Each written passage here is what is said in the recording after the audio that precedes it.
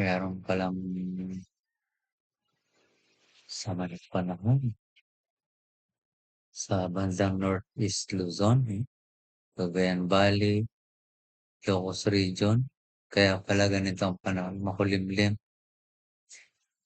May S na siya. Ibig sabihin may storm. Ano to sa Pag-asa ito? Hazard map ng Pag-asa.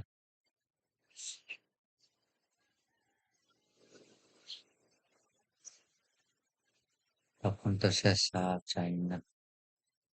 Maluwang. Naabutan niya hanggang Cagayan, Isabela. Diba, pati Vizcaya yan, Quirino, Puagon. Tapos Ilocos, La Union, Ilocos, Baguio. Nasa area, Philippine Area of Responsibility na siya.